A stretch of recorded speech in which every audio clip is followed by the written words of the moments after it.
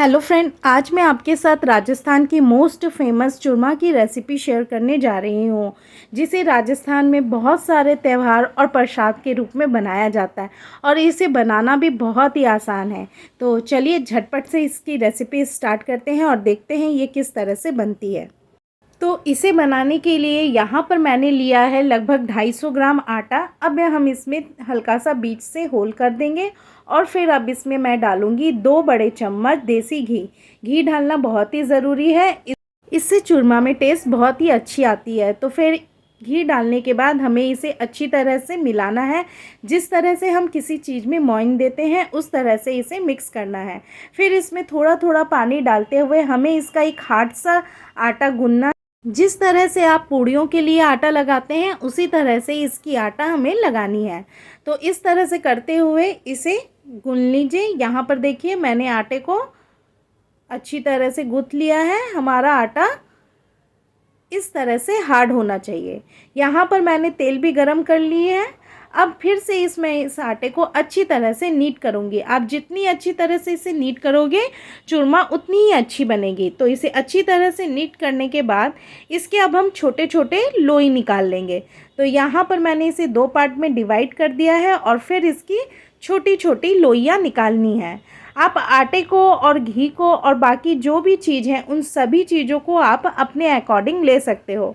आपको जितनी भी चूरमा की ज़रूरत हो उतना आप बनाइए। थोड़े से ही आटे में ये अच्छी क्वांटिटी में बन जाती है। तो आप थोड़ा देखकर ही आटे को लीजिएगा, क्योंकि ये थोड़े से ही आटे में इसमें बहुत सारी चूरमा बन जाती है। तो इस तरह से छोटे छोटे यहाँ पर मैंने लोई निकाल लिए हैं। एक साथ सारे लोई आप निकाल लीजिए और फिर इसमें इस तरह से बीच से हाथों से करते हुए इसमें शेप दे दीजिए, जिससे कि जब हम इस चूरमे के आटे को जब हम फ्राई करेंगे तो ये अच्छी तरह से अंदर तक फ्राई हो जाए। तो इस तरह से करते हुए इसे शेप दे दीजिए। तो यहाँ पर मैंने सारे बॉल्स को इस तरह से शेप दे दिया है। और अब जब हमारा तेल अच्छी तरह से गर्म हो जाए तब इसमें हम सारे इन लोइयों को एक एक करके डाल देंगे और फिर इसे मीडियम टू लो फ्लेम में दोनों साइड से अच्छी तरह से कुक करेंगे। तो मीडियम टू लो फ्लेम पर इसे कुक करिए, बहुत हाई फ्लेम पर इसे कुक नहीं करना है, नहीं तो ये अंदर से कच्चे रह जाएंगे। तो गैस की फ्लेम को कभी आप मीडियम और कभी लो करते हुए इसे दोनों साइड से गोल्डन ब्राउन होने तक फ्राई कर लीजिए। तो ये देखिए इस तरह से हमारे ये पेड़े होने चाहिए। तो ये मेरे जो आटे की लोई थी ये पूरी अच्छी तरह से दोनों साइड से फ्राई हो चुकी है। तो अब मैं इसे बाहर निकाल लूँगी। तो ये देखिए इस तरह से हमारे लोई की कलर होनी चाहिए।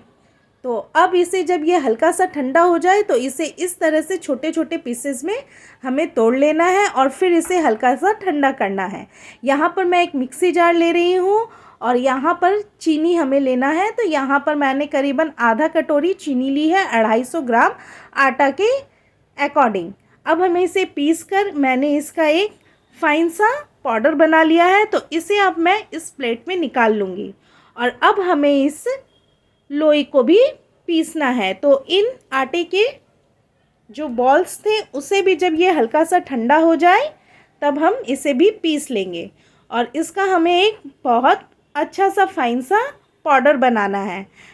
आप चाहें तो हल्की सी इसे दरदरी सी भी रख सकते हैं। जिस तरह सूजी में हल्का सा दरदरापन होता है उस तरह से ही बस इसमें आपको रखना है। बहुत ज़्यादा इसे मोटा नहीं रखना है। या तो आप इसे फाइन सा पाउडर बना लीजिए या हल्की से इसे सूजी जितनी दरदरी रहती है उतना भी इसे रख सकते हैं।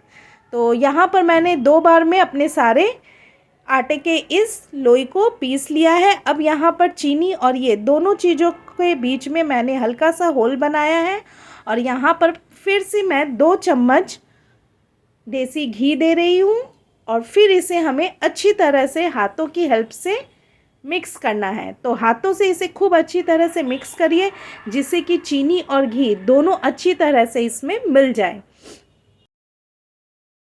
देखिए दोस्तों, यहाँ पे हमारा चूरमा अब बन चुका है। ड्राई फ्रूट से इसे गार्निश करिए। और आप इसे चाहें तो दाल, दही किसी के साथ भी खा सकते हैं। यह सभी के साथ बहुत ही अच्छी लगती है और ये खाने में बहुत ही टेस्टी होती है। और राजस्थान में तो ये लोगों की बहुत ही फेवरेट डिश होती है। इसे आप दाल के साथ खाइए, बहुत ही ज़्यादा ये टेस्टी भी लगेगी। राजस्थान में दाल बाटी चूरमा ये डिशेस बहुत ही ज़्यादा फेमस है और अगर आप राजस्थान में जाओगे तो आपको ये डिशेस मिलेगी ही मिलेगी। तो एक बार इसे ज़रूर से ट्राई करना। और बनाना भी इसे बहुत ही आसान है और बहुत ही झटपट से ये बन भी जाती है। तो अगर मेरी आज की ये रेसिपी आपको थोड़ी सी भी अच्छी लगी हो तो प्लीज़ मेरे चैनल को सब्सक्राइब कर लेना।